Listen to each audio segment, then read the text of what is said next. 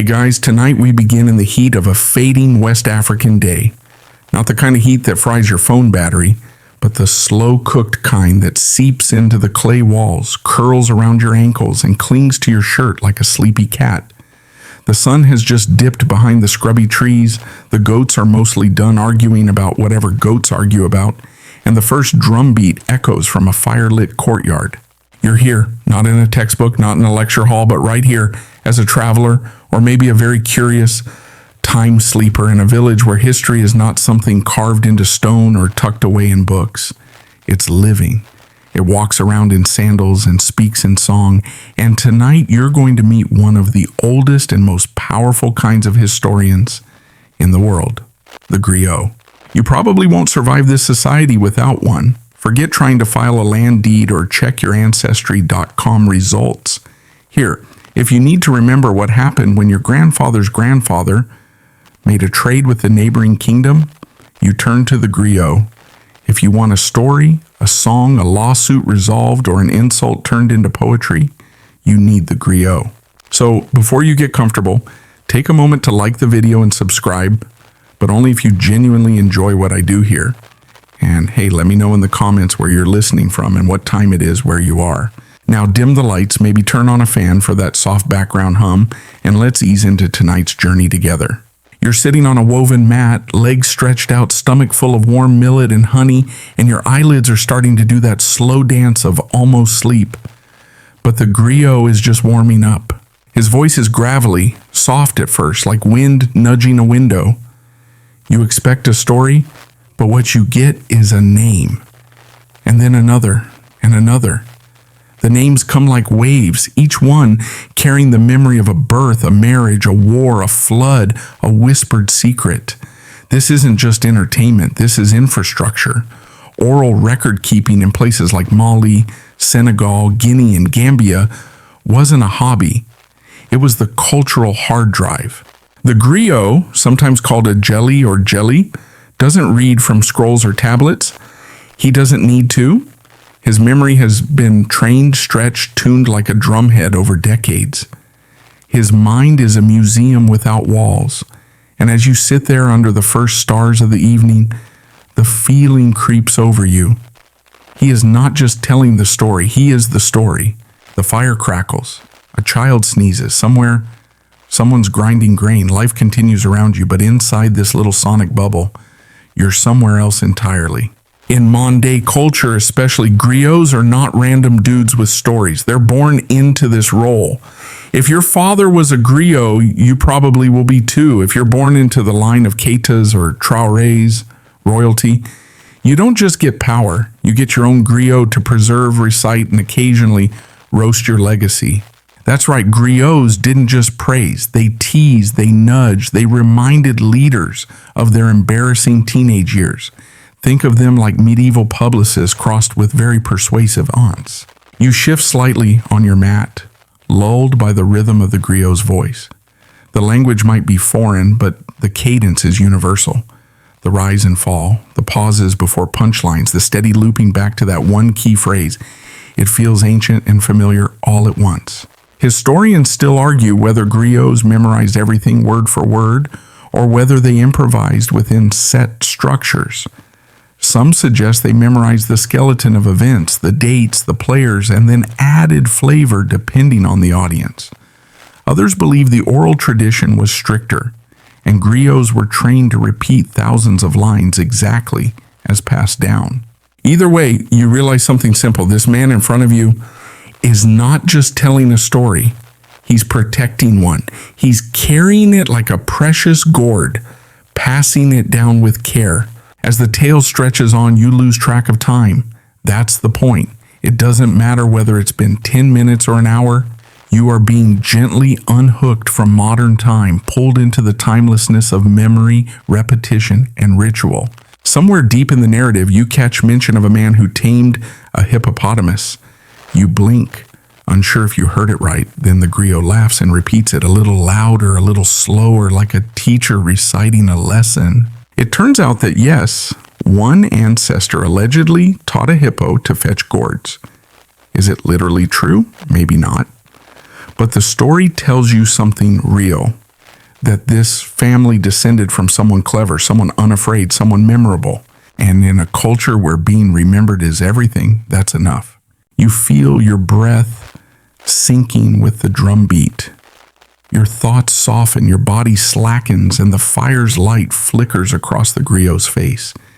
He's older than he looks, or maybe he just holds age differently. When every story you carry adds a layer to your soul, time doesn't quite stick the same way. This night, this courtyard, this voice, you may not remember every detail when you wake, but you'll remember the feeling, the sense that history is not locked in libraries, but alive in breath and rhythm. That memory doesn't need ink, it just needs a willing tongue and an open ear. And right now, you're both.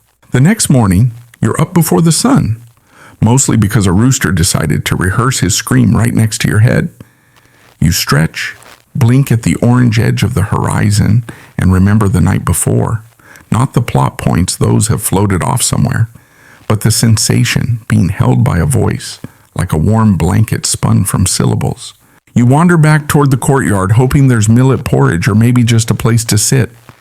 The griot is already there, seated cross-legged, eyes half closed like he's meditating or maybe listening to the past. This time he's not performing, he's training. A boy sits in front of him, maybe 10 years old, thin as a reed and about as twitchy. The griot begins to speak, not to the crowd this time, just to the boy. The same phrase over and over, a name, a date, a gesture. The boy repeats it then again and again until the rhythm sticks, until the meaning starts to bleed in. You realize griots weren't made in a day.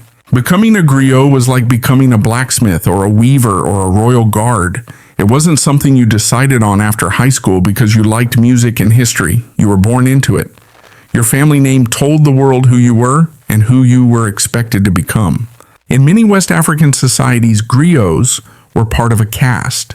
Not quite nobles, not peasants either, something in between, sacred and a little intimidating, like living hard drives that could roast you in public verse.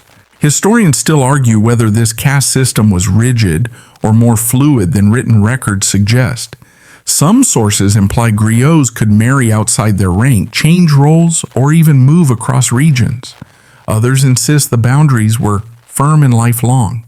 What's clear is this: from the moment a child showed the slightest aptitude, quick memory, a sense of rhythm, a cheeky joke well-timed, they began training. First came listening. You, the child, would sit near the older griots, sometimes for hours, just absorbing the sound, not understanding everything, just learning how stories moved, how silences landed, how emotion was carried in breath and beat. Next came memorization, not just of events, but of genealogies, long winding chains of who begat whom, stretching back centuries. And not just your own lineage, but those of every major family in the region. Because someday you'd be asked to recite them in front of a crowd, with the added pressure of not angering someone's aunt who insisted her cousin came before the rice famine. You'd also learn proverbs, hundreds of them, maybe thousands. Short, punchy phrases that held big truths. Things like wisdom is like a baobab tree. No one individual can embrace it, or a child who is not embraced by the village will burn it down to feel its warmth. You'd be trained to use those proverbs at just the right time, like seasoning in a stew. Not too much, not too soon, just enough to give your story depth and spice. Then came performance. You'd study how to hold a crowd, when to raise your voice, when to drop to a whisper, so even the goats lean in, how to sing a name so it blooms like a flower, how to insult someone so gently they only realize it 10 minutes later. Your elders would test you. Tell me the ancestors of the Diabate family, backwards. Name 5 kings of Kabu in order with what they died of. Recite the praises of Sundiata, but make it rhyme. And heaven help you if you stammered. You watch the boy in front of you repeat a phrase for the 7th time. He's sweating a little. The griot does not smile, but you sense approval in the tilt of his chin. The boy's got potential. You glance around. In a nearby hut, someone's weaving a mat. A baby is gnawing on a mango pit. Life swirls on, indifferent to the oral exam happening in the courtyard, but everyone knows this is sacred work. Later you ask, very politely, how long it takes to become a griot. The answer is a shrug, forever, because the truth is you never really finish.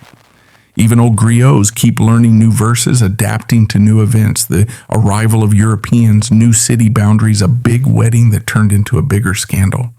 These things get folded in, stitched to the old stories like patches on a grand robe. And of course, things are forgotten too. Names lost, dates jumbled, jokes that no longer make sense. Griots are human. Memory is porous. But that's the beauty of the system. It's not one griot. It's a network. One might specialize in war history, another in clan lineages. A third might be a musical griot, known for his ability to make babies stop crying with a verse. Together, they form a living archive, redundant, resilient, deeply annoying to colonial administrators who tried to replace them with filing cabinets. You take a seat in the shade and close your eyes. Around you, the sounds blend. The boy chanting softly, the griot's corrections, the flap of laundry in the breeze, the lazy drone of insects too tired to bite. You begin to understand why the griot's work matters, not just because of what they remember, but how they remember it, layered, musical, alive. Their stories don't just tell you what happened, they tell you who you are. And maybe, if you're lucky, they make you laugh in the process. You're sitting in the shade of a baobab tree, sipping something slightly sour and deeply mysterious from a wooden bowl, when the next layer of griot life unfolds before you. Today's lesson isn't about memorization, it's about rhythm. The older griot you met on your first night is holding a small stringed instrument, a ngoni. Its body is a hollowed gourd covered with animal hide, its strings taut and gleaming in the sun. When he plucks it, the sound is something between a sigh and a chuckle. Not loud, but confident, like it knows more than you do. History is music, he says softly, barely looking up. Without rhythm, memory stumbles. You try to nod wisely, but you're mostly just fascinated by how easily his fingers move. It's not flashy, it's foundational. In griot tradition, the voice alone rarely carries the tale. It's almost always paired with music, whether it's the ngoni, the balafon, a wooden xylophone with gourd resonators, or the kora, a 21-string instrument that looks like a harp married a calabash and had a genius baby. Each instrument is more than just background noise. It shapes the pacing, accents the drama, and gives the story texture. It's the soundtrack of memory. Historians still argue whether music was used to help griots memorize vast genealogies or whether it served more to enchant the audience.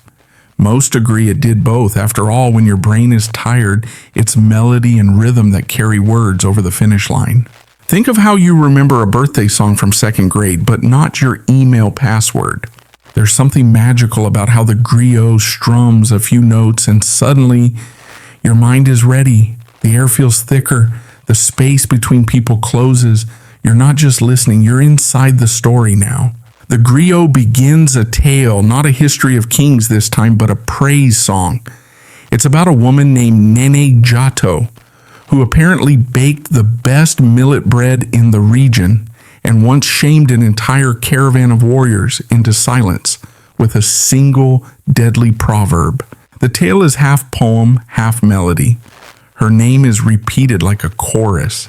Each time it returns, it's decorated differently.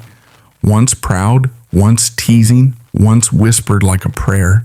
The melody lifts and dips, carrying your imagination along like a bird catching warm currents.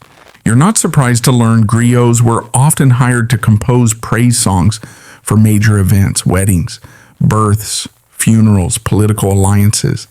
Think of them as musical speechwriters with the power to make you cry or convince your enemies you were actually taller than they remembered. But they weren't just ceremonial fluff. In some cases, a well-crafted praise song could save reputations, forge alliances, or recover debts. I remember when your father borrowed millet from mine, a griot might sing sweetly in front of a crowd, and he promised to repay it before the harvest moon. Cue awkward shuffling, sudden generosity, and possibly a second verse with more specifics. As the griot plucks and chants, you notice the child from yesterday is tapping along. Not randomly, he's matching the rhythm, internalizing it, muscle memory for memory itself. You learn that griots often used rhythmic scaffolding to encode complex information. A 3-beat pattern might cue a family tree. A call and response might signal a story's turning point. Even the pauses had meaning. They weren't just dramatic, they were mnemonic. It makes you wonder how much we've lost in our pursuit of silence and individual study. This world is noisy on purpose. Learning is public. Mistakes are corrected not with scolding, but with laughter and another round of repetition. The lesson isn't memorize this because it's on the test. It's remember this because we are the memory. You think back to your own school days, flashcards, highlighters, endless PowerPoints. Would you have learned better if your chemistry teacher had played the balafon? Maybe. The griot ends his song with a flourish that feels almost sarcastic. The crowd claps, not a thunderous applause, but the soft communal kind that says we were there together. Then comes the silence. Not awkward, not empty, just the kind that follows something complete. You close your eyes and let it sit. And then a surprise. A younger griot, maybe in his 20s, steps up. He doesn't carry an instrument, just a confidence that feels like music, and he starts rapping. Well, not quite in the modern sense, but close. His delivery is fast, playful, syncopated. He's performing a satirical history of a local chief who once tried to ride a donkey into battle but ended up in a peanut field. The details are fuzzy, but the rhythm is addictive. The crowd howls. Turns out griots weren't all reverent solemnity. They were satirists too, masters of the roast. They held power because they could mock power. Their memory wasn't just a shield. It was a dagger tucked into verse. And yet there's kindness underneath it all. No one is humiliated. Everyone laughs, even the chief's granddaughter who waves her hand like she's heard this version before and possibly commissioned it. You're starting to see it. History here isn't a straight line. It's a dance. Twisting, looping, retold until it polishes itself into myth. With rhythm, the impossible becomes probable. The past becomes a place you can revisit with every verse. And maybe, just maybe, if you're very lucky, you might get your own praise song someday. By now, you're starting to settle into the rhythm of life among the griots. Each day peels back a new layer of their world. Rhythm, memory, lineage, and today, it's language. You're watching the older griot again, the one with the slow blink and encyclopedic eyebrows. This morning, he's speaking, not performing, but it still feels like a show. Around him are 4 children, sitting in varying degrees of focus. One's tracing a stick in the dirt, one's plucking at a thread in her shirt, but they're all listening. Somehow, every word has roots, he says, and some of them grow sideways. You've already learned that griots speak several languages, not just for practical communication, but for performance. There's Bambara, Soninke, Wolof, Pular, Mandinka, and dozens more, depending on the region. Griots often had to move between kingdoms, speak to visiting envoys, or perform for royals from other cultures. Their tongues were tools. But what makes them special is how they wielded language. They didn't just speak it, they bent it into verse, into riddles, into nicknames, praise names, insult names, ceremonial phrases that sounded like prayers but worked more like psychological warfare. Take, for example, the custom of praise names. These were poetic epithets bestowed on individuals, often rooted in family history or personal deeds. A griot might call a warrior "he who splits the rain" or "lion with the quiet teeth." These names weren't just flattery, they were mnemonic devices, preserving stories and metaphors you could chant. And they were sticky. Once a griot gave you a praise name, it tended to follow you for life. But there was also the reverse, satirical naming.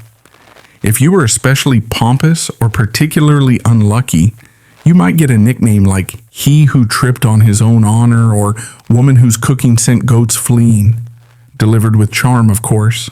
Historians still argue whether these linguistic flourishes were spontaneous or formulaic, whether griots had a fixed repertoire or invented on the spot. The truth, as usual, lies somewhere in between. Improvisation was a skill, but so was recombination, reshuffling known phrases in new ways, much like jazz. You begin to realize that in griot tradition, language is both armor and scalpel. It protects, yes, but it also cuts, gently, artfully, with just enough sting to leave a memory. You're handed a small notebook, well, not a notebook exactly, but a rolled scroll of thick bark paper with symbols etched in charcoal. A child nearby whispers that it's a training scroll, filled with sample phrases, not full stories, just fragments. You squint, some of the words seem oddly familiar. Turns out, griot language sometimes repurposed everyday speech. A common proverb might be twisted into a political critique. A lullaby could become a wedding chant. A single syllable change could flip an insult into a compliment, depending on the setting. And the griots were masters of code switching. Not in the modern linguistic sense, but in performance style. A griot speaking to a village elder might use formal dialect and ceremonial grammar, all respectful cadence. But give that same griot a group of teenagers, and the tone shifts. Looser, jokier, filled with teasing that still hides careful instruction. You realize with a kind of dreamy awe that griots were walking thesauruses and walking dictionaries. Not only did they preserve words, but they preserved the way those words changed over time, how slang emerged, how idioms migrated, how colonizers and traders left their linguistic fingerprints on local speech. And this matters deeply because so much of West African history isn't written in books. It's embedded in phrases, in the rhythm of a greeting, in how you say someone's name. One griot gives you a lesson in drum language. Yes, that's a thing. Certain drums, like the talking drum, known in some regions as the tama or dundun, could actually imitate spoken language tones. Skilled drummers could speak through rhythm alone, sending messages across villages. Imagine texting via drumbeat. Now imagine doing it with tone-sensitive syllables in multiple languages. It's both absurd and brilliant. You try it, of course. The griot hands you the drum, and you bang out what you think is hello. He grins and says you've just insulted a camel's grandmother. Oops. The others laugh, but kindly. They know you're learning. Mistakes are part of the story, too. Later that day, you're invited to sit in on a naming ceremony. A new baby has arrived in the village, a quiet little bundle of sleep and nose scrunches. The griot is called to give the name, the real name, the one that holds meaning. He begins with a short speech about the ancestors, then a few lines of poetry about the wind on the night the baby was born, then a teasing quip about how loud the baby already cries. Finally, the name. It's long. It rolls off the tongue like water down polished stone. People cheer. You don't catch all the meaning, but you feel the weight of it. You think about how back home names are often picked from books or baby name websites. Here they emerge from context, history, wordplay. A name is a story waiting to be told. You can't help but wonder, what would your name be if a griot gave it? Probably something like wanders with ears too big for quiet, or sleeps through lessons but remembers the jokes. Either way, it would fit. As the sun starts to dip low and the shadows grow long, the griot leans back against a wall. He says something to no one in particular. You can forget facts, but you never forget how someone said them. And you believe him. The wind tonight smells like dust and tamarind. You lie back on a woven mat beneath the stars, belly pleasantly full from dinner, head heavy in that not quite sleep state. Around you, the village begins to hush. A few final clatters of dishes, a last cough from an old man by the fire, then stillness. And then singing. It's not a grand performance, just a few voices, maybe a griot teaching apprentices, maybe a memory flickering to life for no one but the night air. You listen and slowly, your thoughts drift to the one thing you've been dancing around all week. How do griots remember so much? It's not just stories, it's lineages, entire family trees stretching back 10, sometimes 20 generations. Names, marriages, rivalries, births, deaths, debts, battles, migrations, recited without a pause, not written down, not whispered from a textbook, spoken, sung, shared. This is the griot's deepest magic, genealogical memory. It starts young. Griot children grow up steeped in this knowledge, not crammed with facts the way you were before exams, but slowly, rhythmically, absorbing patterns like songs you didn't mean to memorize. They begin with their own lineage. That's the anchor. Who your father was, and his father, and his. Names etched into your spine like verses, but soon the net widens. Cousins, clan rivals, marriages that united two warring houses, and from there, the royal lineages. And oh boy, those are epic. The griots of the Malian Empire, for example, could trace the ancestry of the legendary Sundiata Keita in dizzying detail. Historians still argue whether these accounts are historically accurate or symbolically true, but that misses the point. In griot tradition, history isn't just a record, it's a relationship.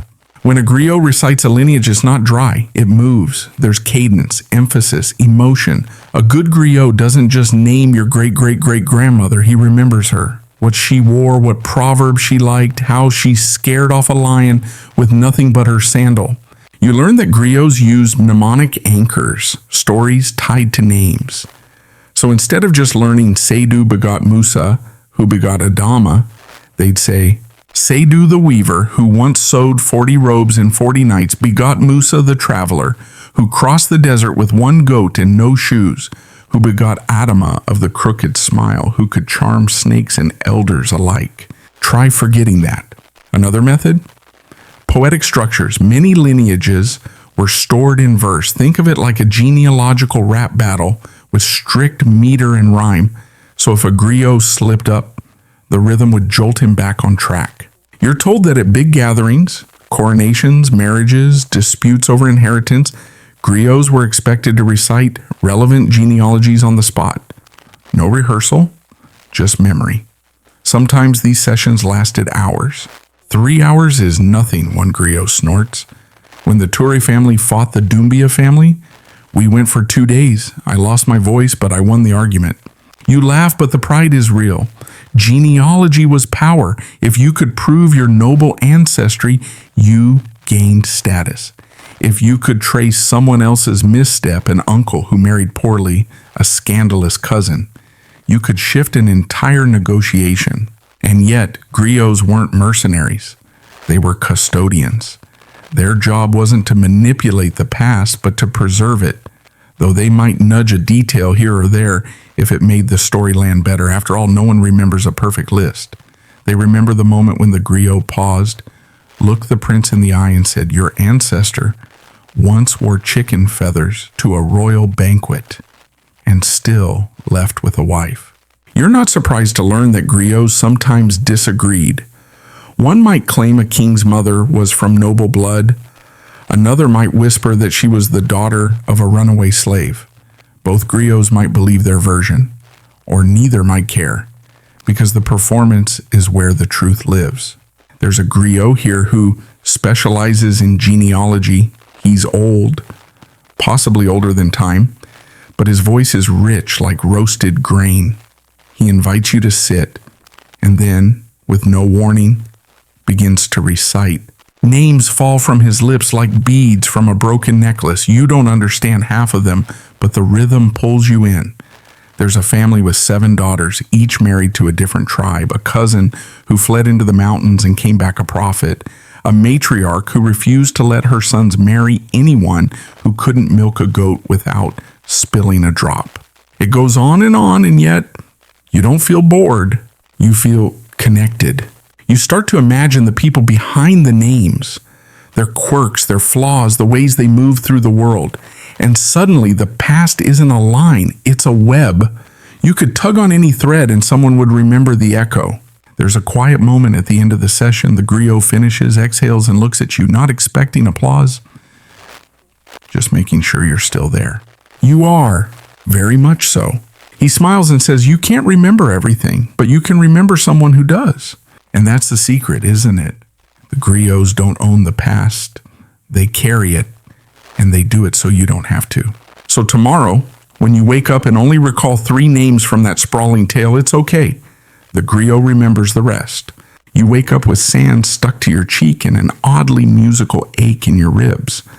Turns out sleeping near a griot campfire has side effects, mostly dream fragments made of drum beats and confusing metaphors about cows. But the day is bright and smells like millet porridge, and the griots are already at it again.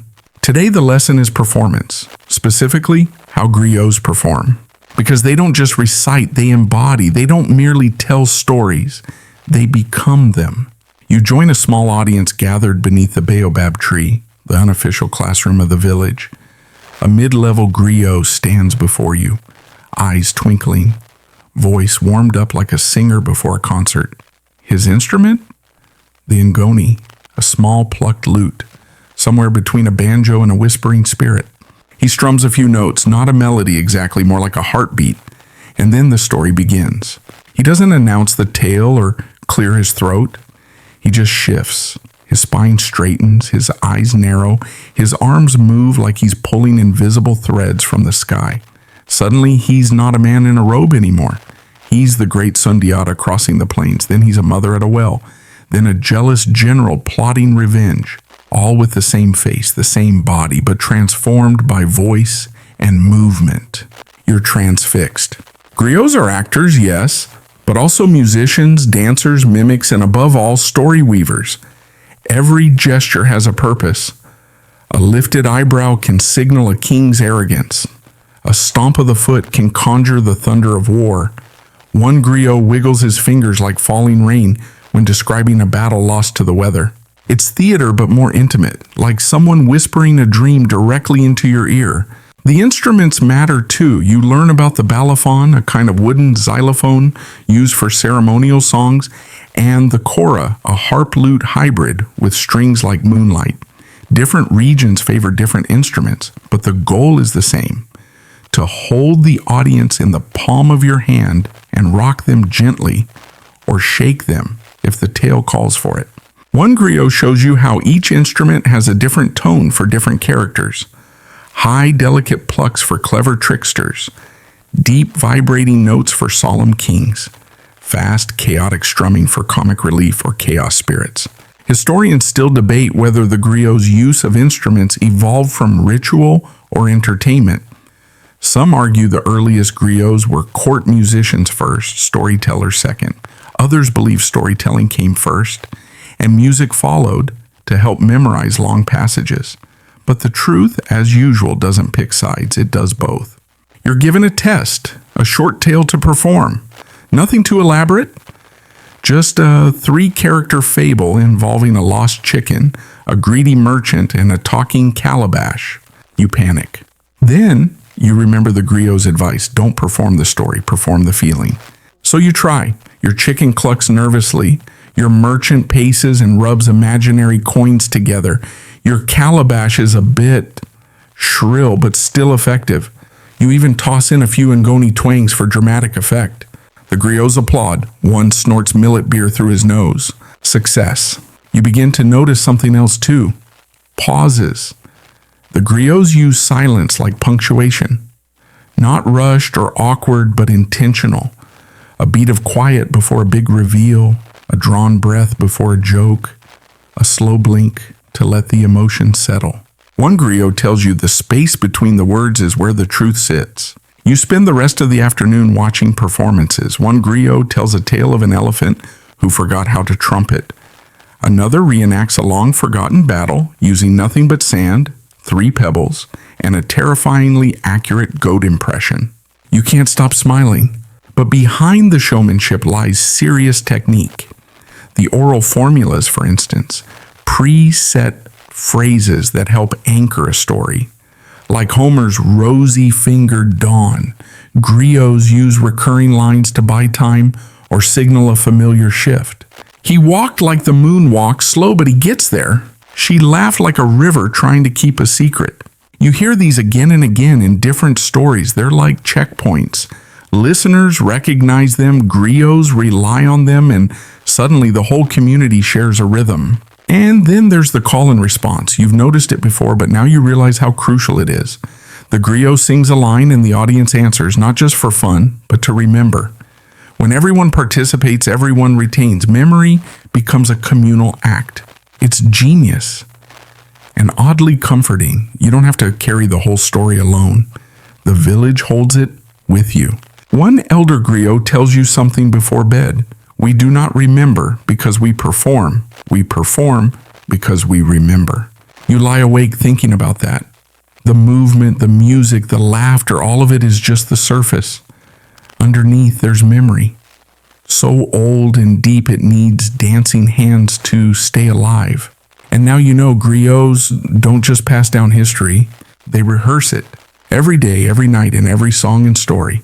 And you're starting to feel like part of the cast. Today you're given a job. Fetch water from the well before the sun rises too high. A simple task, right? But as you carry your clay pot across the village square, you realize it's the perfect excuse to linger near the griot's morning gathering. They're not performing this time, just chatting. And even their gossip is historical. One griot squints at the sky and says, "This season reminds me of the drought of 1698, or was it 1699? Another replies, 1699 was the millet failure. You're thinking of the year the cows refused to breed." They all nod sagely, as if this is a perfectly normal problem. This is your first taste of the blended timeline griots operate within. To them, history isn't a rigid line stretching backward. It's a swirling spiral. Stories from 800 years ago can feel as close as last week's rainstorm. Events from 3 generations back, still raw, still alive. You ask one griot how he remembers what happened when. He shrugs. We don't. We remember how it felt. The rest follows. That might sound fuzzy to a historian with a clipboard and a fact checker, but for griots, emotional truth is often more important than factual precision. If a tale teaches, connects, consoles, or cautions, it stays in the repertoire. You start noticing this in the griot performances too. A story about a 14th century famine slowly morphs into a reflection on modern drought. A tale of an ancient queen's heartbreak draws sighs from a woman who lost her husband last year. History isn't just about what happened, it's about how it still echoes. And griots are the echo chasers. This is especially true in moments of grief or conflict. When there's a death in the village, the griot doesn't just recite condolences. He tells of an ancestor who passed the same way, of the mother who sang her grief into the river until the fish wept, of the warrior who buried his best friend with his favorite drum, so no one else could hear its voice. Through story, loss becomes shared, less sharp, more sacred. Historians still argue whether this kind of historical storytelling is accurate, allegorical, or just emotionally convenient. But griots would shrug again. You can't clean truth with soap, one tells you. It's already clean. You're given a chance to help prepare for a griot's upcoming performance at a naming ceremony. It's a big deal. A new child means new history waiting to be written. And it's the griot's job to welcome that child with context. The performance will include the child's family lineage, key events from the day of birth, the wind direction, the moon shape, how many hens laid eggs, and a few stories tied to the baby's name. The mother named him Boubacar, after a great-grandfather known for traveling far and telling outrageous lies. The griot grins. Good, gives me material. You watch as the griot weaves together several strands, a tall tale of a journey to the coast, a proverb about lying well, and a blessing for strong feet and a trickster's smile. He doesn't need a script. He feels the story forward. The ceremony is joyful. Drumming, singing, dancing. The baby looks mildly unimpressed, but everyone else is enchanted.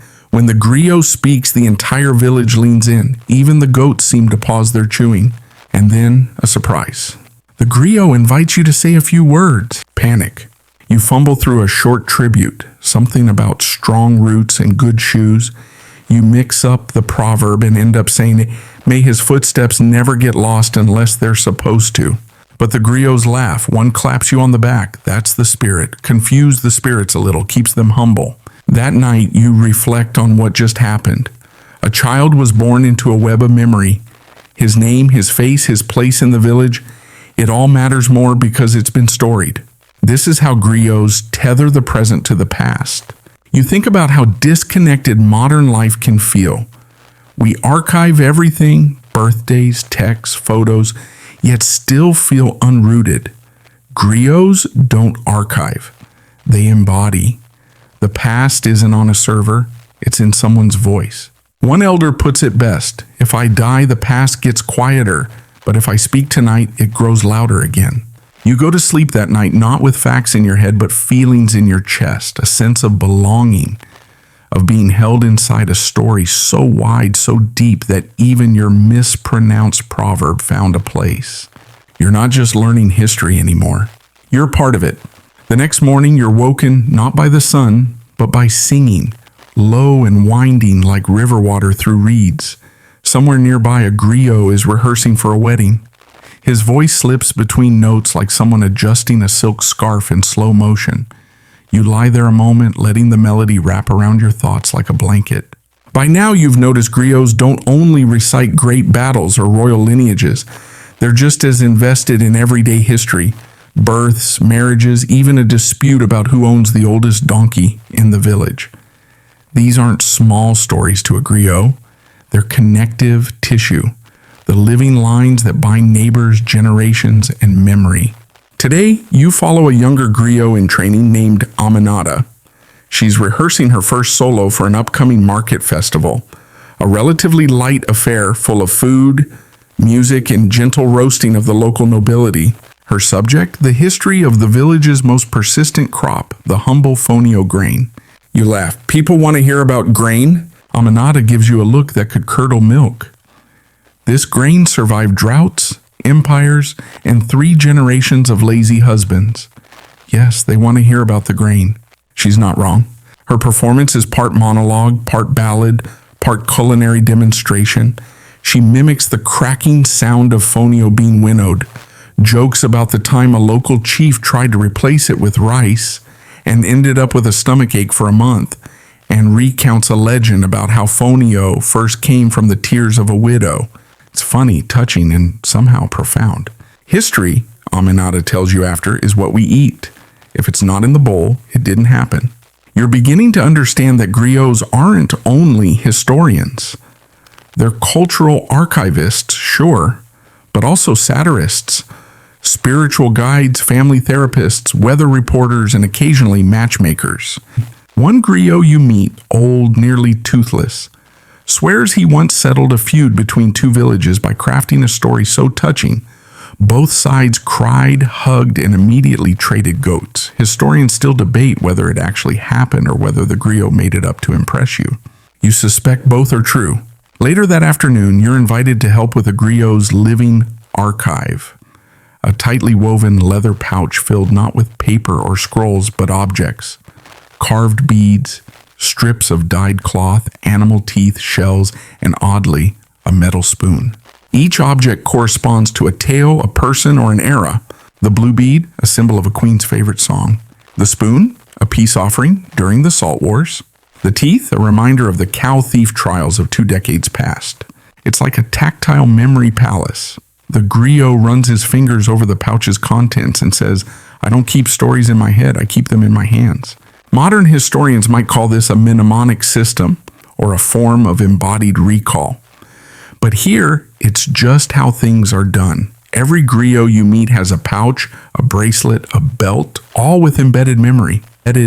You ask, what happens if someone loses their pouch? The griot shrugs. We make another. The story's still in the body. This flexibility fascinates you. There's no sense of panic over losing the original source.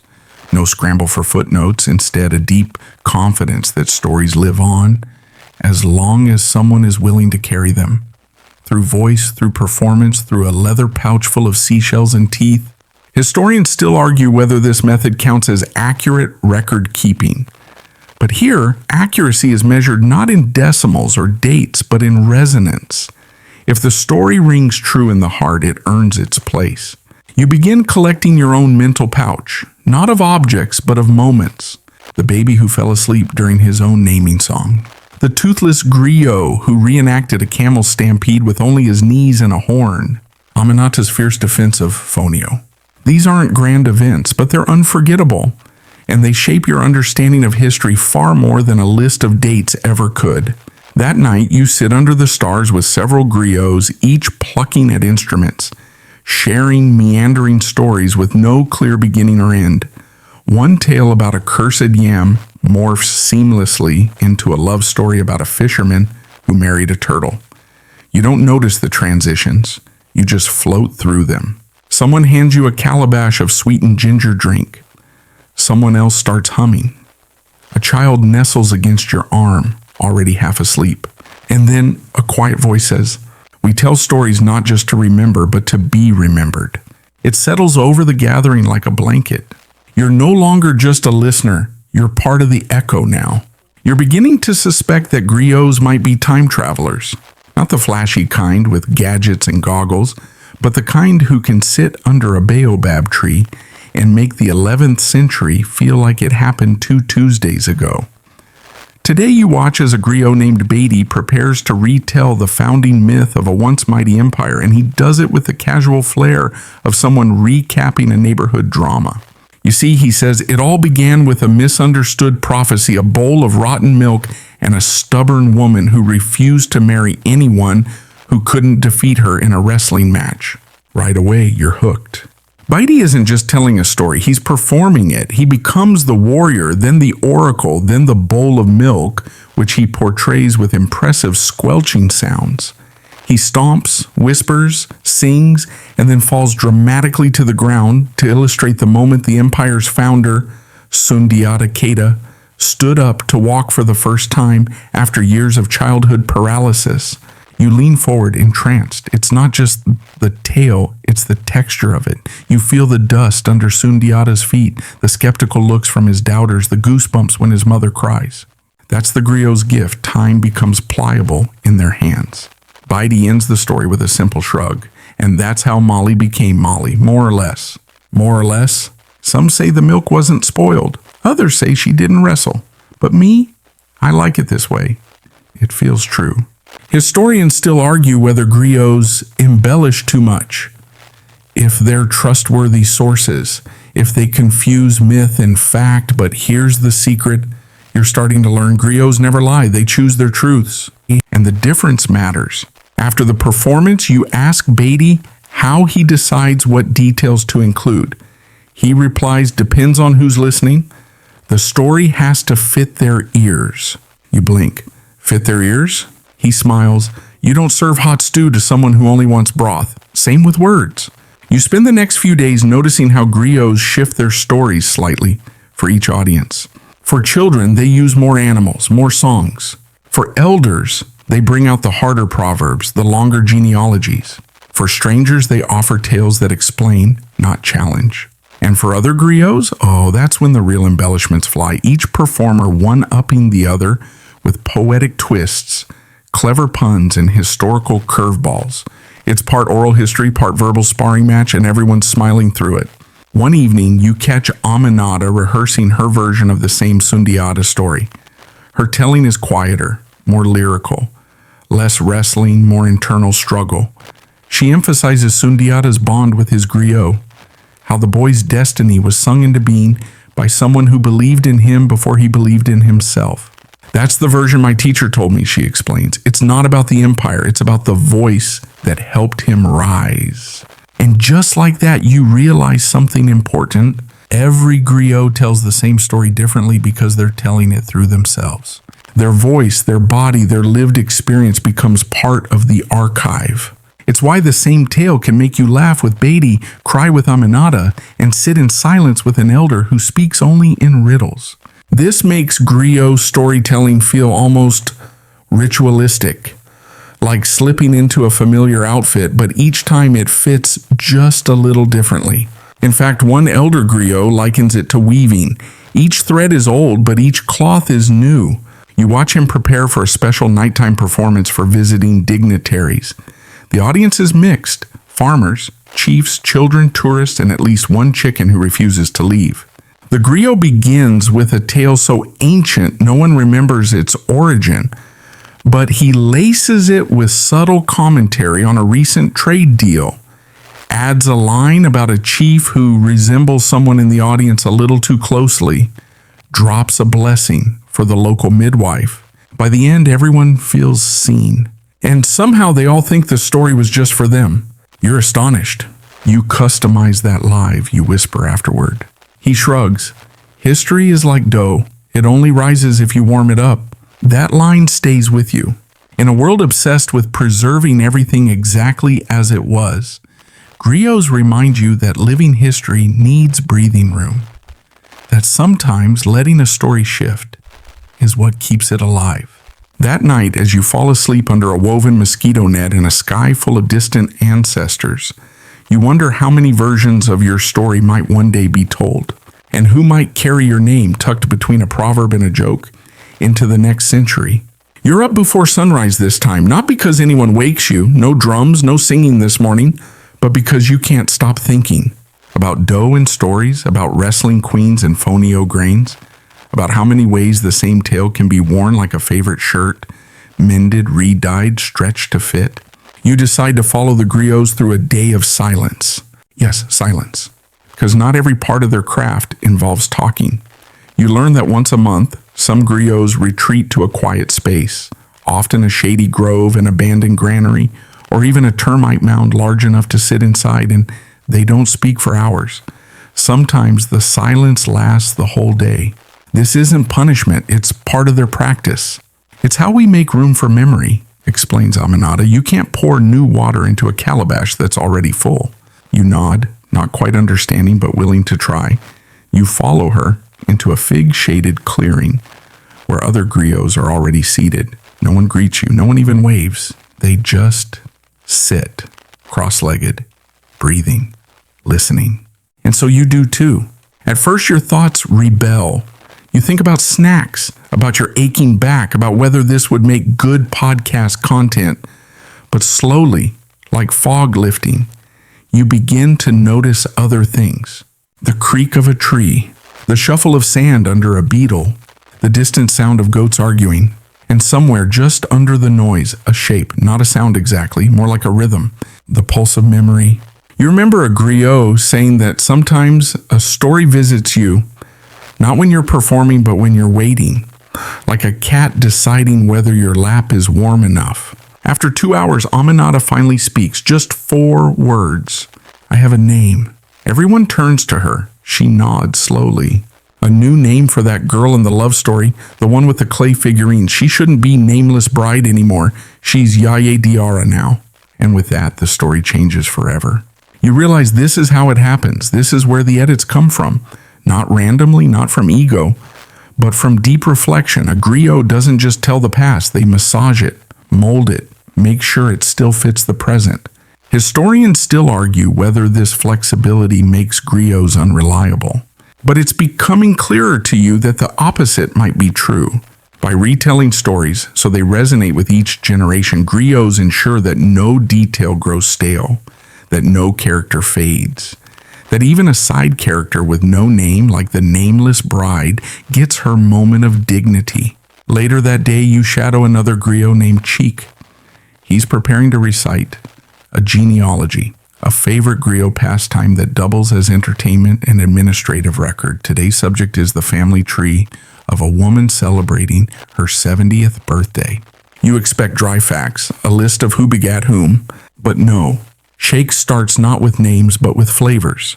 First there was Fatumata the sour tamarind, sharp of tongue but good in soup.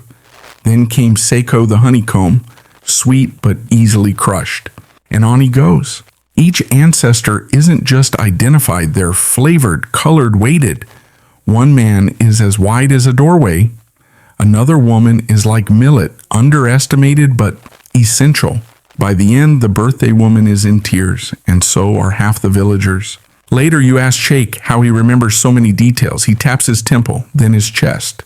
You store names in your head, but you carry them in your heart. That's how they stay safe. You can't argue with that. He lets you try a short genealogy of your own, just 5 names, and you fumble after 3. The griots chuckle kindly and offer you roasted peanuts as consolation.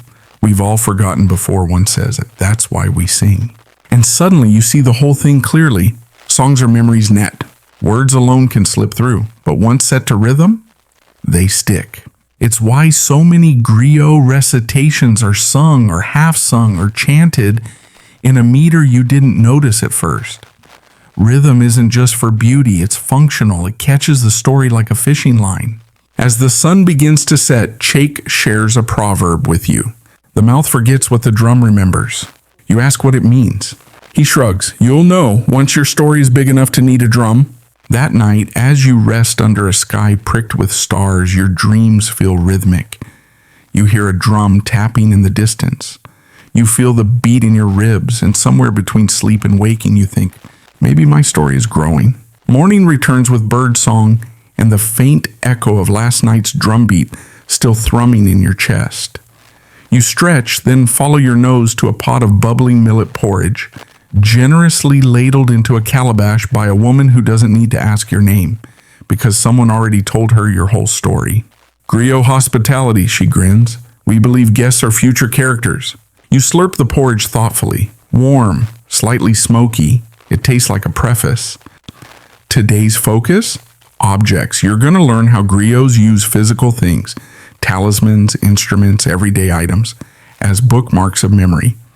Because storytelling isn't just in words, it lives in what's held as much as what's said. Your first stop is a storage hut, cool and shadowy.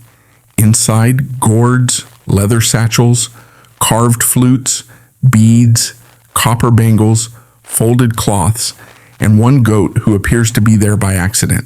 These are props, explains Aminata, brushing dust off a centuries-old rattle, and anchors. Each object triggers a story. She hands you a string of beads. These belong to the wife of a hunter. She used them to count the days he was away. When the beads reached the end, she knew he was either coming home or never would. You turn them over in your hand. One bead is cracked. That's the day she heard his name in a griot song, Aminata whispers. Your breath catches. This isn't just memorabilia, it's memory activated by touch. In another hut, you meet a griot who only performs with instruments passed down by her grandmother. She plays a single-stringed ngoni, coaxing out notes so low and soft they feel like murmurs from the earth. This tune was first sung during a drought, she says. It asks the sky to be less proud. You ask how many songs she knows. She smirks, enough to make the sky blush and the river laugh. Later, you attend a ceremonial storytelling for a boy's naming day. The griot brings a carved staff, not unlike a walking stick. You think it's for dramatic pointing, but no, it's a timeline. Each notch carved into the wood represents a past event in the family's history. The griot taps them one by one, tracing the lineage aloud. With every tap, a name is spoken, a deed remembered, a mistake forgiven, a joke retold. By the time he reaches the boy's birth, the staff is nearly vibrating with history. You are not just your name, the griot tells the boy. You are the echo of everyone who came before it. Historians still argue whether these objects count as primary sources. After all, they're not written documents. They don't have dates or footnotes. But you've come to realize that context lives in fingers as much as facts. The way a griot's voice changes when holding a clay whistle, the shift in posture when unrolling a mat that once bore witness to a treaty, the sudden hush when an old pair of sandals is displayed, sandals worn by a midwife who once walked through a war zone to deliver a baby destined to rule. These aren't just props, they're triggers, emotional flares that light up a path through the fog of centuries. You find yourself touching everything now, feeling for stories and textures. A cracked bowl, a woven belt, a tooth pendant shaped like a shark's smile. Each time a griot leans in to explain, not in a lecture but in a whisper, as if the object itself might get embarrassed by too much attention. Later, you help repair a broken xylophone that's been in the village for generations. One of the wooden slats is missing. A young griot named Connie carves a new piece from a nearby tree. She sings softly as she works. Old sound, new wood, same river, new rain. You're mesmerized. Isn't it wrong to replace the original, you ask? Connie doesn't stop carving. Not if it helps the song keep singing. That one sentence settles deep inside you. Because now you understand griots don't preserve the past by freezing it. They preserve it by playing it forward, by allowing new hands to keep the beat going, even if a few notes change along the way. The sun is low now, turning everything gold. You sit beside the xylophone and tap out a rhythm, clumsy, uneven, but earnest. Connie joins you, then a child with a pot lid, then Aminata with a rattle.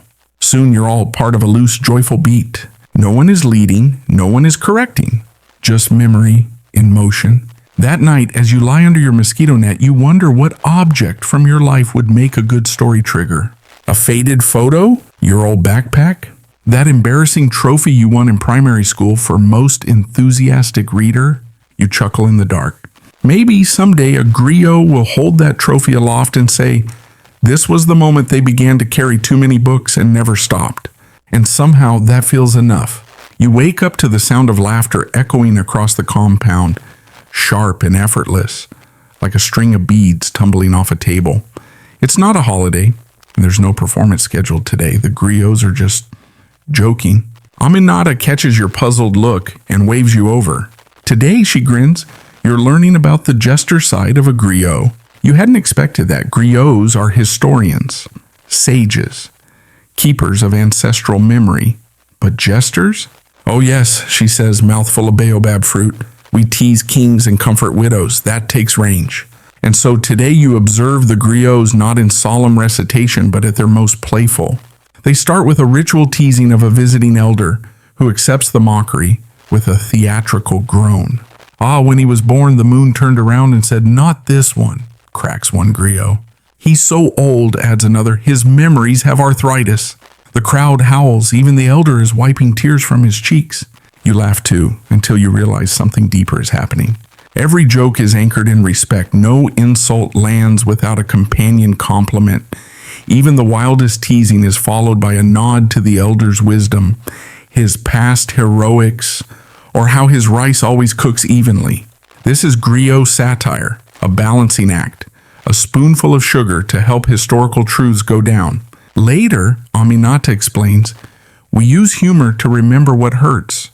If you can laugh at history, it stays with you longer, and sometimes it stops hurting. Historians still debate whether this humor undermines the griot's authority, whether joking makes the history less serious. But the griots would probably joke about that too. You sit in on a session where a young griot in training practices, turning a serious war account into a performance with comedic flair.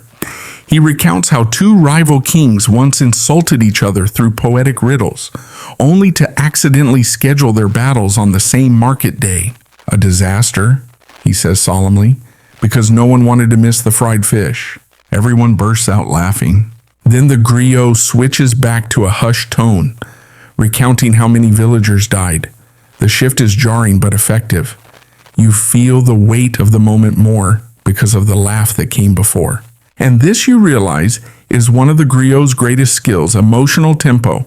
Just like music, storytelling relies on rhythm, not only in words, but in mood. The rise and fall of tension, the ebb and flow of joy, grief, curiosity, awe. They play the audience like a kora, and you, sitting cross-legged in the sand, are one of the strings. Later, Aminata walks you through a common griot tool, the mock praise name. She says every hero in a tale needs a formal title. Breaker of chains, caller of rain, he who eats smoke, but also a funny one. So you end up with characters known both as son of the great baobab and that one who lost his sandals again. They help us remember them, she shrugs, because who forgets a barefoot hero? You try your hand at crafting one, your griot mentor reviews it and gently suggests edits. She wouldn't be mistress of the cooking pot, she'd be she who told the pot to wait. Sounds bolder. You nod, smiling. That's better. By evening, you're exhausted in a different way. Your face aches from smiling. Your ribs hurt from laughing at a joke about a camel's love life that somehow doubled as a lesson in 14th century trade routes. And yet again, you've retained every fact. You remember names, dates, decisions, consequences, because each one was wrapped in delight, handed to you not like homework, but like dessert. Before bed, you join a circle of griots testing riddles on each other. One woman poses. What has no mouth, yet tells all your secrets? What has no ears, yet hears every insult? The group murmurs. Someone guesses. A drum? Another. The wind? A pause, then Aminata, almost shyly. Is it the story itself? A hush falls. The woman grins. Correct. The story sees, the story knows. And suddenly it all crystallizes. The laughter, the satire, the sharp jabs at power. It's not just entertainment. It's how a griot makes truth survivable. Because sometimes if you told it plain, it would crack the heart. But when it comes wrapped in rhythm, in rhyme, in a wink, it becomes medicine, a dose of truth that lingers gently. That night, you lie on your mat, eyes tracing constellations you don't know the names for. You wonder how many of those stars have been laughed about in griot songs. Maybe there's one called The Star That Forgot Where It Was Going. You hope so. The morning air is different today. Still soft, still quiet, but there's a hush to it, as if even the birds are waiting to hear what happens next in the story.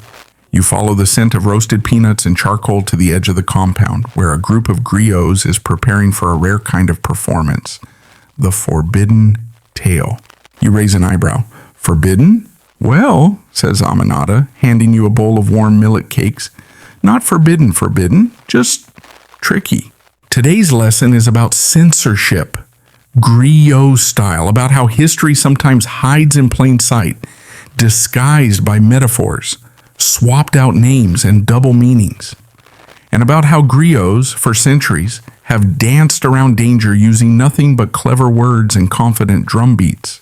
She leans closer and whispers, You didn't think griots only told the stories everyone wanted to hear, did you? Of course not, but you hadn't imagined they had to hide them so artfully. The first tale you hear is about a trickster hyena who challenges the Lion King's authority. On the surface, it's a funny parable. Silly animals, slapstick antics, a lesson about pride and humility. But you catch the look between two griots as the hyena declares, I only eat what's already dead. Later, Aminata confirms your hunch.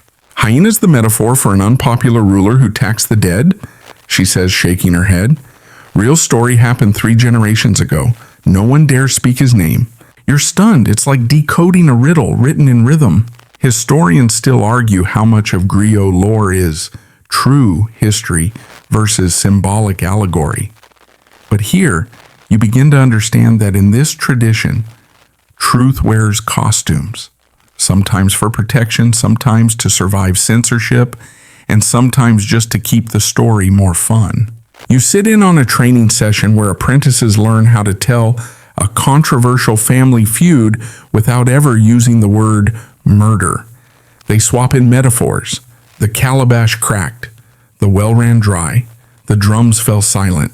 You hear the whole story, and yet no direct blame is laid, no name is blackened, and yet, Later, another griot recounts a tale of a prince who vanished into the forest, never to return. The story seems simple, but a griot leans in and tells you quietly, he didn't vanish, he fled after trying to kill his brother. We just changed the ending. And this is what amazes you. Griots don't lie. They obscure, they adapt, they wink. Because sometimes the full truth isn't safe to tell, but the message can still live on, cleverly cloaked in metaphor. And you ask Aminata if that ever bothers her, changing things. She shrugs. It's not about the words, it's about the wisdom inside the words. That must survive. You learn there are codes griots use, colors, instruments, tone. A story told with a high flute is meant to entertain, add a bass drum in a slow tempo. You're being warned. It's like Morse code made of music. You help prepare one such coded tale. A griot carefully plans her drum beat and clothing choice for a story that critiques a past leader's greed. She wears green, the color of sorrow in this village. Her story? About a monkey who hoarded bananas until the forest stopped feeding him. It's clearly not just about bananas. You begin to notice these subtleties everywhere now. A hand placed on a drum during a pause. A phrase repeated 3 times. A sudden silence after a laugh. These are edits, emphases, erasures. And yet the story is somehow more whole because of them. At dinner, a griot tells a tale about a woman who spoke the truth so boldly, the birds refused to mimic her. You ask if the woman was real. The griot just smiles. What do you think? The real answer doesn't matter. The point is the memory survives, true enough to remember, soft enough to slip past the censors. Before sleep, you find Aminata sitting under a tree, tuning her kora. She hums a tune you don't recognize. What's that one, you ask? It's about a time the sun refused to rise until the people told the truth, she says softly.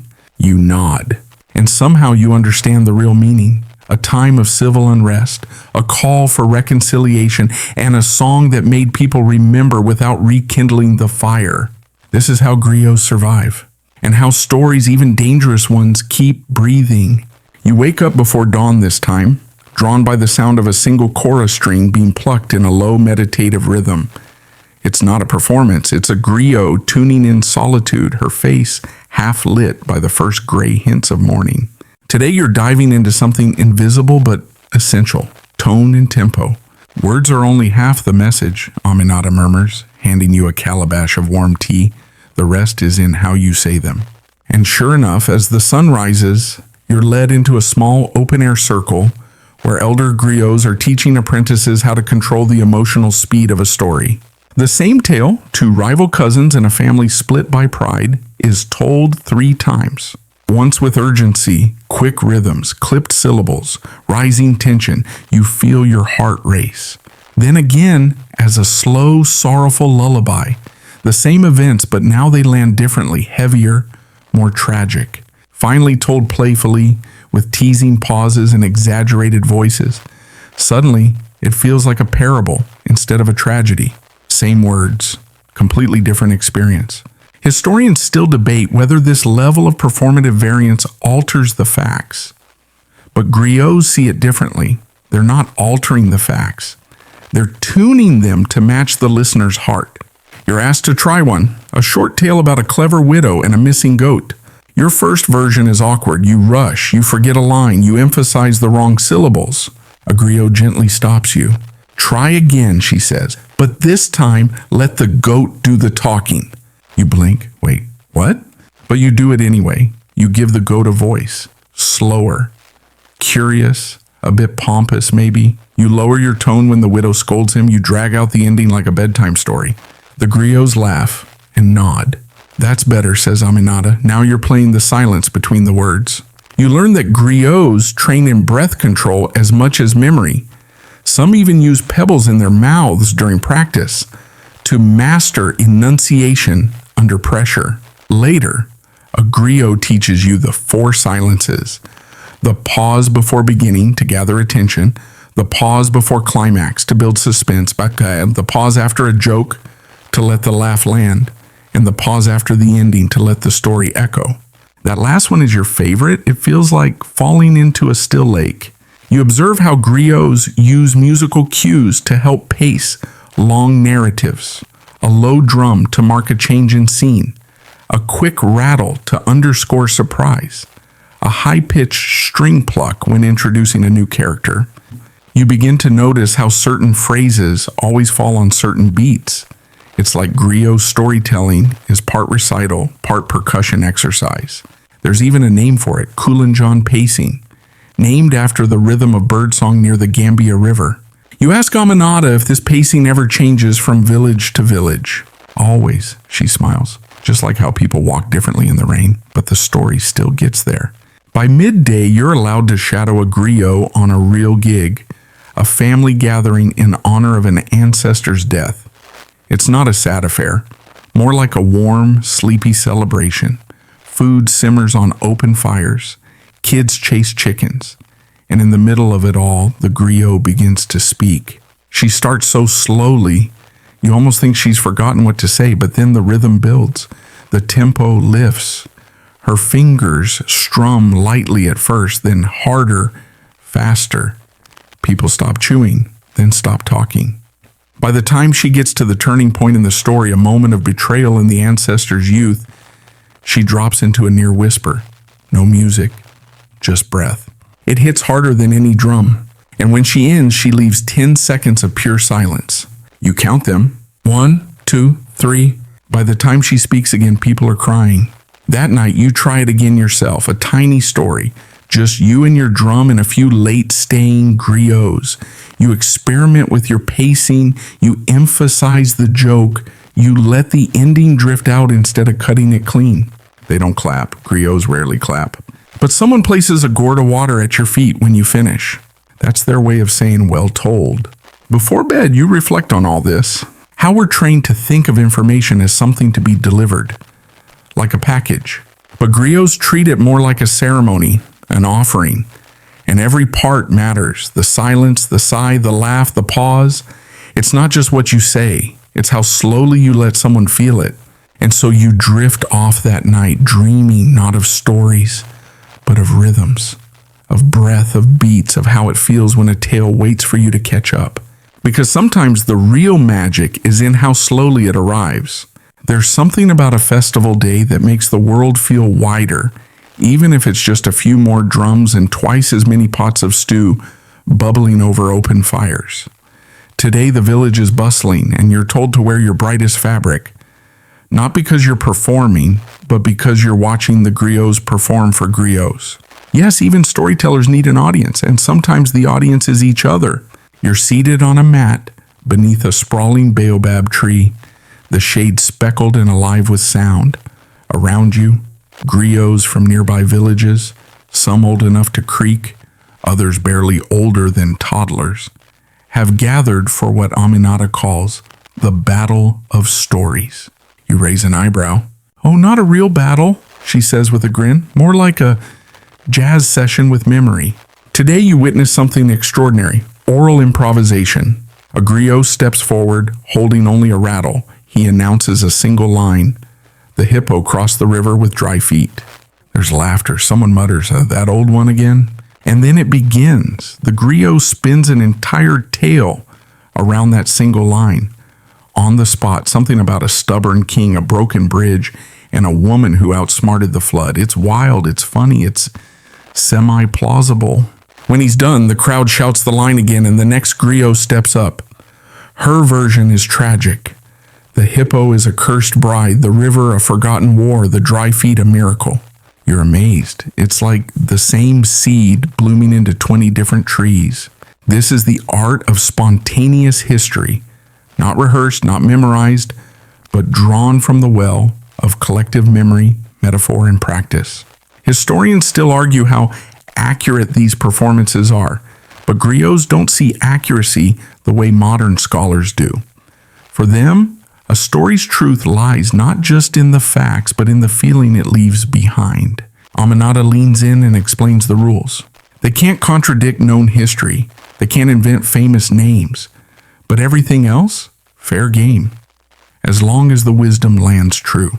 You learn that griots train for years, not just to remember, but to pivot, to turn a forgotten name into a description, a broken beat into a joke, a missed phrase into a rhyme. One young griot fumbles a line about the Battle of Kirina and turns it into a pun about cooking pots. The crowd roars. A woman in gold stands to recite an alternate version of a classic tale, this one from the perspective of a slave turned midwife turned spy. The griots nod thoughtfully. That angle? That hadn't been told before, and yet it feels like it could be real. This is history, not as static record, but as living dialogue, a shared performance of remembering. You're asked to try, of course. Your line? The moon owed the drummer a favor. Oh boy. You stall, your palms sweat, but you plunge in. You invent a tale about a drummer who played so well the moon paused in the sky to listen, ruining a king's plan to sneak into his enemy's camp under the cover of darkness. It's goofy, it makes no sense, but it gets laughs. Aminata beams. You told it well, she says. Even the moon liked it. Later, as the festival winds down, You watch as griots begin trading stories, literally swapping versions, challenging each other to tell the other's narrative better, faster, or from a new angle. It's like Iron Chef, but with dynasties. One griot tells a love story backward, another uses only questions, someone else speaks entirely in metaphor, never once naming a single character. You're in awe and maybe a little jealous. There's something incredibly freeing about this kind of memory, fluid, yet grounded in something real, a rhythm, a lineage, a framework that allows for creativity without chaos. Before bed, you ask Aminata if she ever fears telling a story wrong. She laughs. Wrong? No, but dull? That's the real sin. She pauses, then adds, a griot can forget a name, but she must never forget why the story is told. That line sticks with you, and as you drift off to sleep, you find yourself dreaming again. Not of the stories you've heard, but the ones you might tell next time if the moon owes you a favor. The sun is particularly lazy this morning, stretching long fingers of light across the dust like it too would rather stay in bed. But you're up early because today you're stepping behind the curtain into the often invisible world of griot apprenticeships. It's one thing to hear stories, it's another to be trained to carry 1,000 years of memory on your back. You meet a boy no older than 10, seated cross-legged on a mat, his lips moving soundlessly. Beside him, an older griot, his grandfather, you learn, picks at a chorus string with steady patience. The boy is reciting, practicing one of the genealogical ladders, the long rhythmic lists of names and relations that stretch back centuries. It's not a punishment, it's a gift, but it sure sounds like a punishment. You try listening closely. Each name is paired with a verb.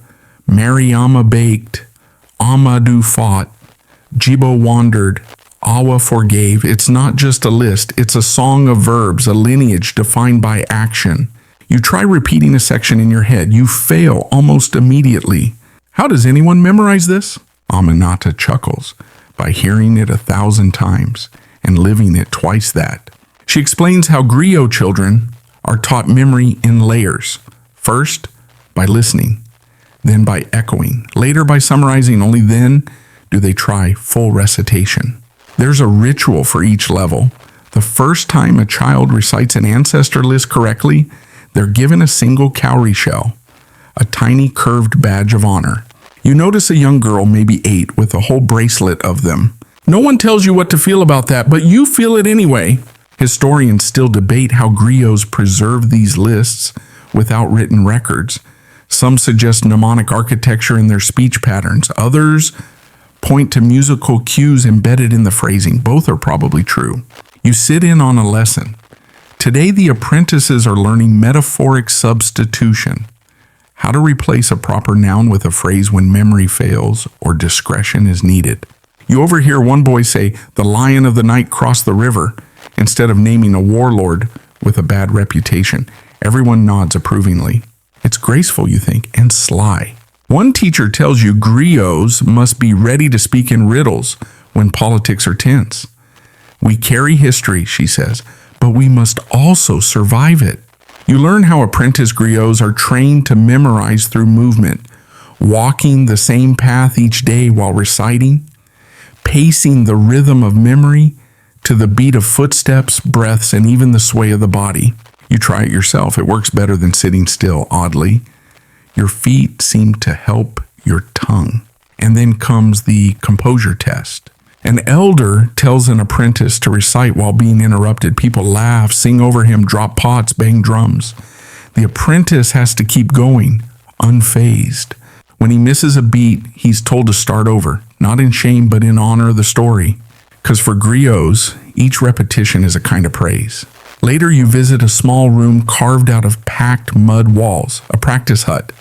Its only decoration is a painted spiral and a cracked gourd filled with stones. Each apprentice places a stone in the gourd after a full, flawless recital. The gourd is nearly full. Aminata whispers, when it's full, they get their first solo. You imagine the nerves, the thrill, the responsibility. You're allowed to watch one of these solo initiations that evening. A teen griot in training stands before his entire extended family and begins to tell the founding tale of their bloodline. He stumbles on the fourth ancestor's name. Everyone holds their breath. But instead of freezing, he improvises a poetic phrase, the weaver of spears, who married rain and clay. It's a metaphor. It works. There's a soft murmur of approval. And then he continues, smoothly, elegantly, like water remembering how to flow. When he finishes, someone places a clay bowl at his feet. It's filled with millet and honey. A reward. He kneels and tastes it, eyes wide with pride and sugar. You're not sure who looks prouder, the boy or his mother? Before bed, you ask Aminata what happens if a griot apprentice gives up. She sighs. They can. Of course, it's not a prison, but if they walk away, the story walks with them. She adds, but it's rare. You'd be surprised what memory can do when it's loved. You nod. And as you lie down that night, listening to the distant hum of a drum and the soft drone of a voice reciting in the dark, you think about the gourd of stones and how every flawless telling drops one more pebble into history. You wake to the sound of tapping, light, rhythmic, persistent. It's not urgent, but it wants your attention. Turns out it's just Aminata using a twig to mark time on an upturned calabash. She's practicing timing techniques, she explains, for a gathering tomorrow. And suddenly your sleepy mind stirs, because this isn't just storytelling, it's performance. Pacing, gesture, even silence, they're all part of the griot's toolkit. And today you're getting a front row lesson in how stories live in the delivery, not just the memory. Do you know what makes a good story fall flat? Aminata asks, balancing a dried pod on her head without blinking. Bad posture, you offer? Bad pauses, she replies. She demonstrates with a classic tale. First, she rushes it, skipping beats, clipping her words. It's dull, barely lands. Then she tells it again, but this time with timed silence, a look here, a breath there. The crowd, well, it's just you and three goats, but even they seem entranced. It hits differently. You begin to notice things you hadn't before. The slight sway of her shoulders when describing riverbanks, the elongation of vowels when mimicking older griots, the way she lets a silence hang after a punchline, almost daring the listener to catch up. Silence is seasoning, she says. Use too much, it spoils the soup. Use too little, and it's bland. Historians still debate whether the griot's delivery styles evolved from theatrical traditions, religious chanting, or sheer oratory practice. The truth, probably, is a bit of all three. You meet a griot named Mustafa who insists every great story has a hidden drum line. Not an actual drum, but a rhythm in the breath, the syllables, the narrative climb. He demonstrates with a creation myth from the Serer people. Without changing the words, he speeds it up, slows it down, chants a section, then speaks another softly, like a lullaby. You feel the story shift shape in your mind as he does. It's mesmerizing, like watching the same shadow move across different walls. He invites you to try. You fumble through a basic tale about a trickster hyena who tries to outsmart a fisherman. On your first try, it sounds like you're reading a recipe. Again, Mustafa says, as this time breathe with it. You exaggerate, you pause, you try a low voice, then a high one. Eventually, you stumble into a rhythm. Not a perfect one, but it earns a chuckle from a nearby child. You feel absurdly proud. Mustafa nods. Now it lives. Later, you ask how griots learn these delivery skills. Are they taught or caught? Both, it turns out. Young griots imitate their mentors first. Voices, mannerisms, favorite gestures. Then, they're nudged to develop their own performance fingerprint. Some griots are known for booming voices, others for precise mimicry, others still for comedic timing so sharp it could slice cassava. You meet a griot famous for impersonating warlords. His facial muscles seem to rearrange themselves mid-sentence. Another griot recites entirely in epic couplets, using repetition and rhyme to hypnotic effect. You realize now that griot storytelling isn't just about memory or facts. It's about carving space in the mind, making room for the story to root itself in the listener. And part of that carving comes from tone. Aminata tells a sad tale next. A woman who waited by the river for her husband's return after a distant war. The husband never came, but neither did she leave. Eventually, she turned into a tree. You're quiet, you don't even notice you're holding your breath. Aminata smiles faintly. A griot can make you laugh and cry with the same sentence, but only if they whisper it just right. She tells you about the forbidden tones, certain vocal registers considered sacred or cursed depending on the region. Some griots avoid high-pitched lamenting unless the audience has been purified. Others save gravelly tones for jinn stories told only after sunset. It's serious and also oddly theatrical. One young griot shows you her voice box practice. She recites the same sentence in 5 emotional tones: awe, fear, joy, solemnity, sarcasm. She's like a one-person podcast. You're impressed and slightly intimidated. Then comes gesture school.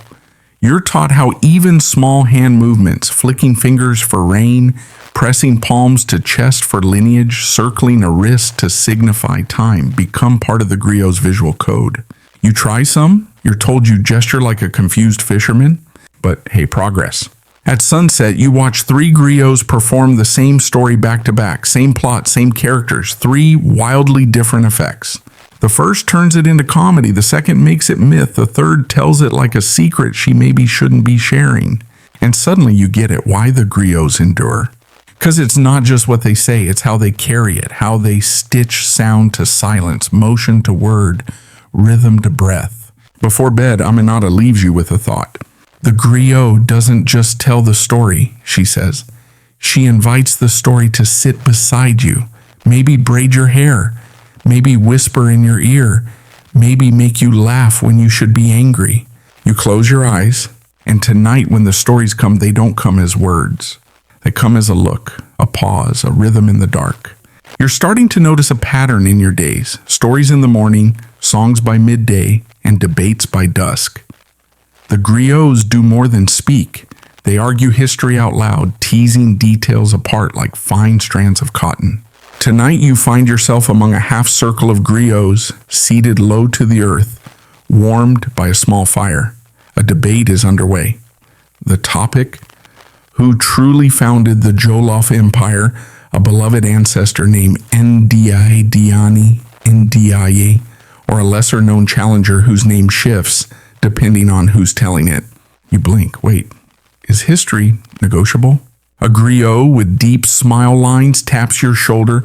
It's not that it changes, he says, it just breathes. This section of your journey is about those gaps in the story, the contradictions, overlaps, and occasional flat-out mythologizing that griots must navigate, and more importantly, how they do so without losing the thread. You learn quickly that griots don't consider inconsistency a flaw.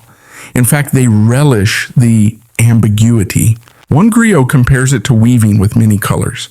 The cloth is beautiful because it's not just one thread. It's tension that makes it hold.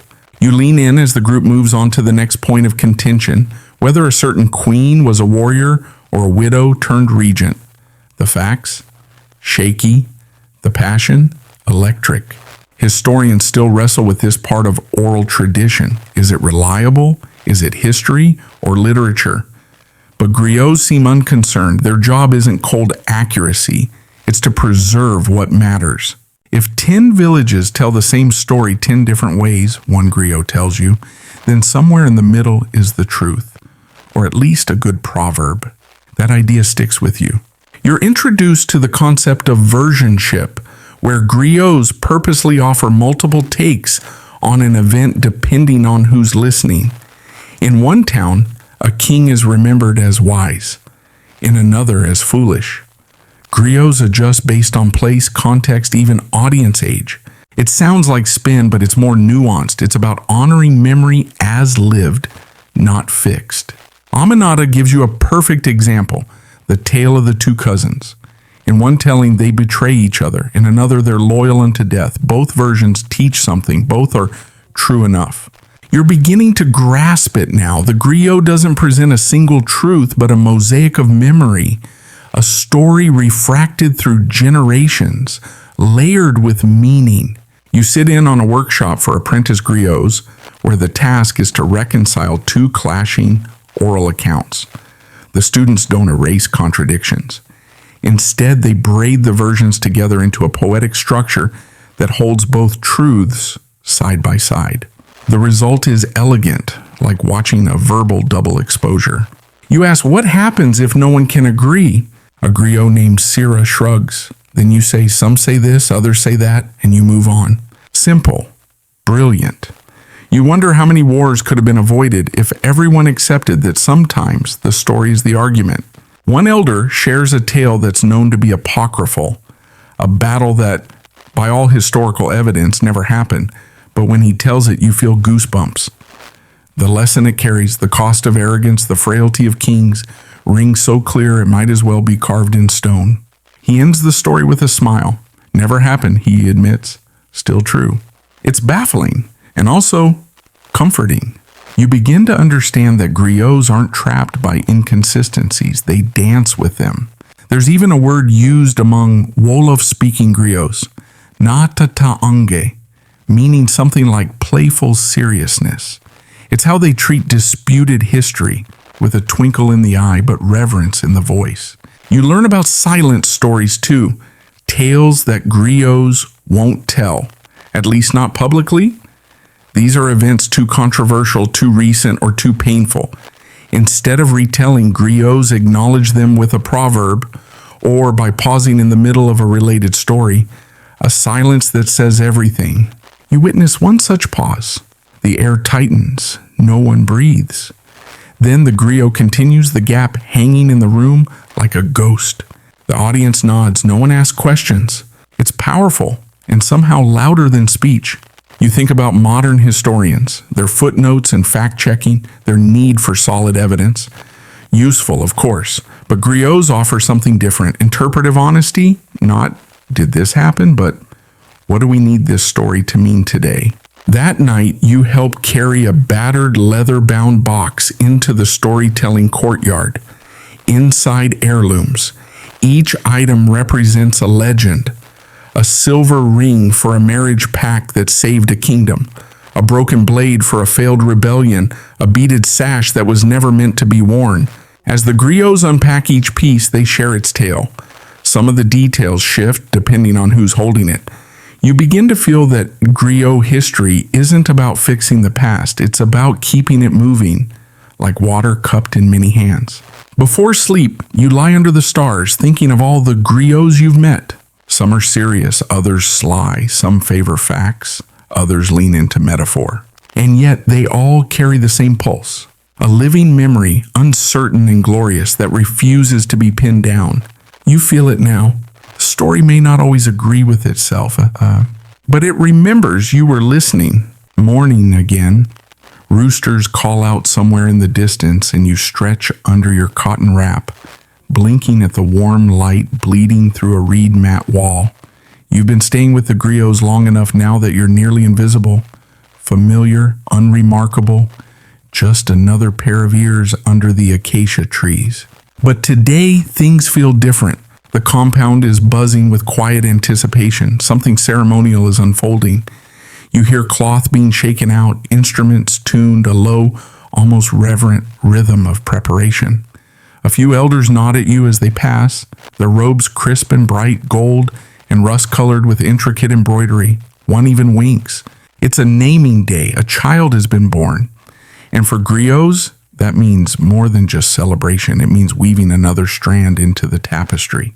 You're invited to sit among the elders, a rare honor. One of them passes you a calabash bowl of something sweet and warm, millet porridge with spices and a whisper of honey. It's a gentle way to start what will be an intense ritual, the introduction of a new memory vessel to the world. The baby is swaddled in indigo cloth, its tiny fist peeking out. And as the mother holds it aloft, a griot steps forward. Not the loudest, not the flashiest, but steady. You've seen him before, usually in the background, but now his presence is magnetic.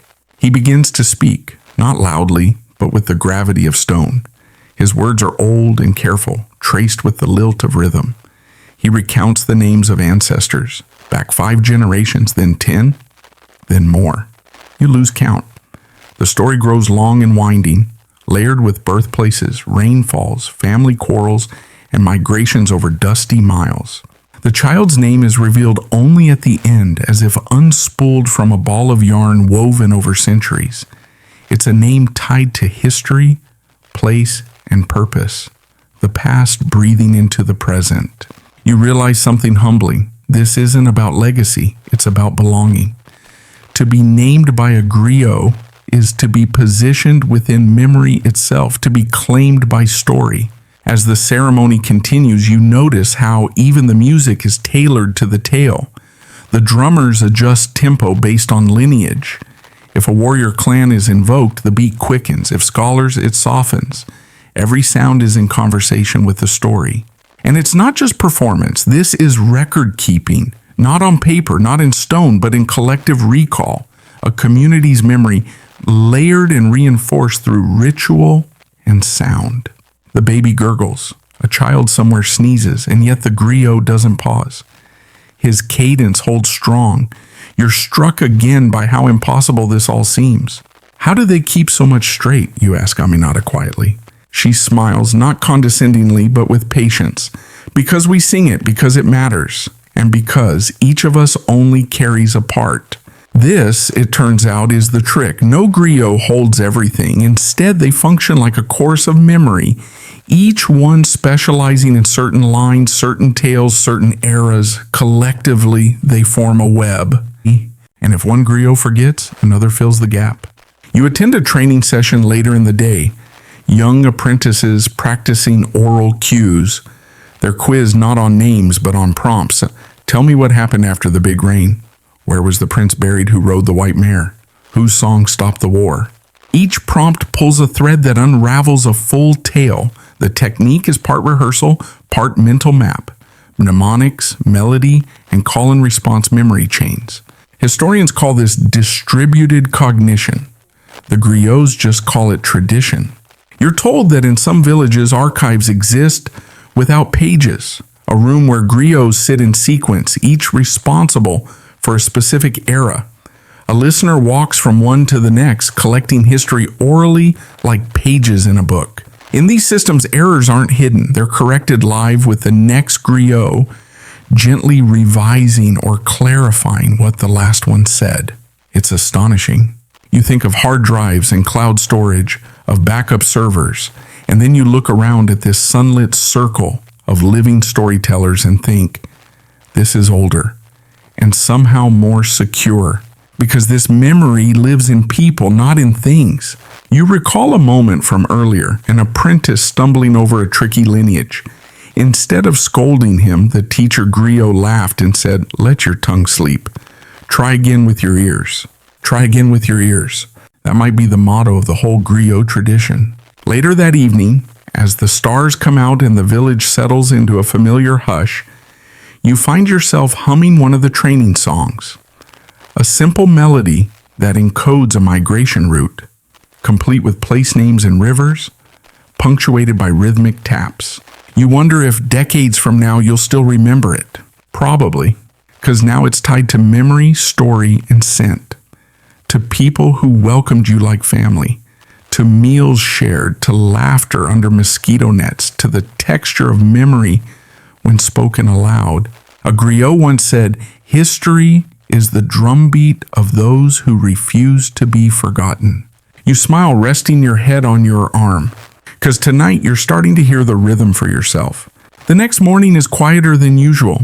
Even the birds seem to take their time announcing the dawn. You sit beneath a baobab tree, sipping something warm from a gourd. Its flavor smoky and slightly bitter, roasted cola maybe. The griots move slowly today, some of them humming softly as they tidy instruments, sort beads, or lounge in companionable silence. It's your final day here, though no one says it outright. The griots treat endings like they treat inconsistencies in memory, with grace, a little mischief, and an understanding that the story isn't really over, just changing narrators. Aminata joins you, laying down a woven mat and adjusting her wrap with the kind of effortless elegance only someone trained in storytelling can manage. She's been your quiet guide for so much of this journey, and now she wants to teach you the parting proverb. The traveler forgets the path, she begins in a whisper, but the path does not forget the traveler. You repeat it slowly, syllable by syllable. She nods. That, she says, is a griot's way of saying you were here. You mattered, even if you forget us, the story remembers. It's a comforting thought. As the day unfolds, the griots begin preparing for a closing circle, a tradition usually reserved for apprentices finishing their first full year. But today, it's for you. You're led to a seat in the center, surrounded by half-moons of faces, young and old, bright-eyed and squinting. No speeches, no declarations. Just one by one, each griot steps forward and offers you a story fragment, a line from a tale you've heard, a lyric from a genealogy song, a riddle, a proverb, a word in a language you don't speak but feel instantly tugged by. These aren't performances, they're gifts, each one tying you to the fabric of memory, threading your presence into the communal weave.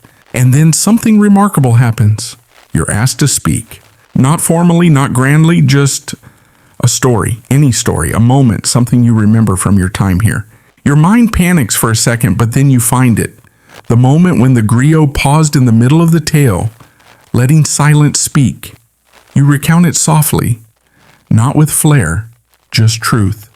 The hush it cast, the way the audience nodded, how you could feel the missing words hanging in the air. When you finish, there's no applause, just a murmur of approval. You've joined the rhythm, not as a griot, not exactly, but as someone witnessed.